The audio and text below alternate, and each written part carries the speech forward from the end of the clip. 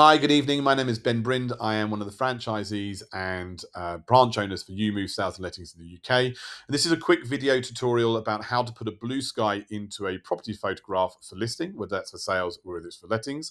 And it's step one, or quick win number one, in terms of identifying what sort of work is being done for you. It's really quick and it's easy. I'd love your likes and your subscribes and your comments below, particularly your comments, as this is video number one. I'd love to have all your thoughts and questions about listing properties and how to and what ifs. So please feel free. Let me know what's good, bad, and ugly down below, and hopefully I'll be able to answer some of the questions. It's all about putting some help out into the market. So with no further ado, we'll come on to the reasons why in just a second. Let's jump on and see how we add it, and you can see just how easy it is. So I'm using Photoshop, which is my editor of choice. I use that and Lightroom, both Adobe products, and they work well between each other. It makes my life a little bit easier. I'm just going to come up here to the top and click Edit, and I'm going to scroll down to the sky replacement. Now, before I do, I'll give estate agents their due. They're just a little slow to catch up sometimes.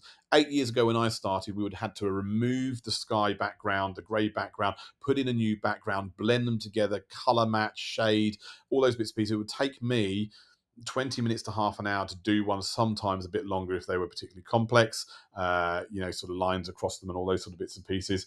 But as I click the button now and I start to, you see our pop up, and any second now you're going to see there it is, blue sky already. That's probably 5 to 10 seconds at most. And we can do some small refinements with our pop-up here. I'm going to switch that off. It's not perfect. You can see we've got some tinging blue on our fascias, and it's a little darker. When I slip over a little darker than the original photograph, that's because we've got the grey sky in the background. So there are some little refinements that we should go further. But actually, this original photograph is perfectly good for a listing in 9 out of 10 cases. But just so you know, you can go a little bit further. In fact, I will take a moment just to highlight. We've got the grey sky down here, so I've just highlighted the part of the image here that's got the grey sky background. I'm just going to make for my life a little bit easier and make my eraser tool a little bit better. And you can see if I just click erase, it's just brightened up because I'm just taking behind it the grey sky out from behind, and very quickly in another couple of seconds, ultimately, the whole screen is brightened up again. It looks much better. There's still some bits and pieces I'd like to do, but it gives you an idea as how the property can be edited in just a couple of seconds. So it's that easy. So why does it matter so much? I think when you are looking for your estate agents, or if you have an estate agent right now and you're wondering whether the dream is truly the dream or you're being asked for a price drop, I think this little piece of work can be symptomonious of the failings that come in the background. Or let's not say failings, let's be a little softer, the corners that can be cut along the way. So if it's this easy, then surely this should be the standard.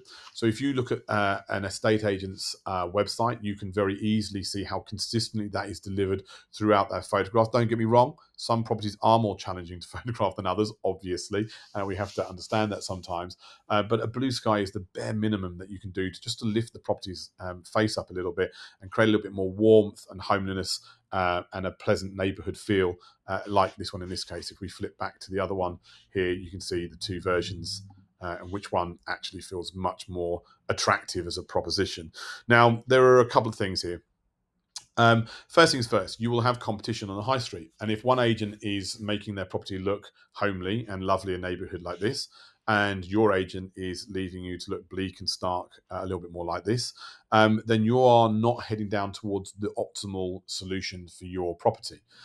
Moreover, if you're being asked to drop a property, its price, and you've still got a blue sky, then you should be asking at the very least for a more effort to be put into your listing.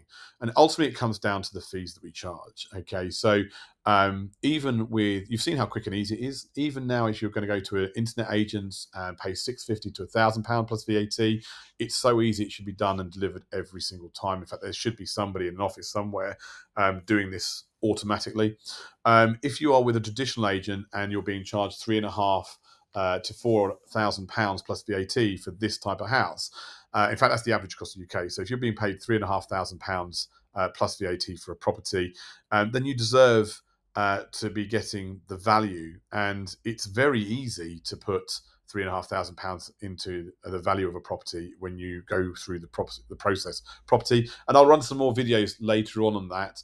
I'm not going to warble on about it now, but the point being is, if you are wondering whether or not your agent that you have at the moment is doing the work they should do, and whether you should trust them to do a price reduction, take a look at your listing, take a look at their website, and see whether or not you think that they are cutting corners in places, and what the quality of the production and stuff looks like, and use that as an assessment to see whether or not you think the promise is likely to be delivered, or it's not. Likes, subscribes would be really welcomed. I hope that's been helpful. I hope it's at least an eye opener for you. I'm here to help. So if in the comments below you could just ask any questions, things you might need to, even put links to listings down there, and I will do my best to go through them and give you sort of crib sheets on those listings, etc. Thanks very much for your time. Thanks for taking the time to listen. I wish you all the very well and best, and good luck. And I hope to see you again sometime soon. Cheers.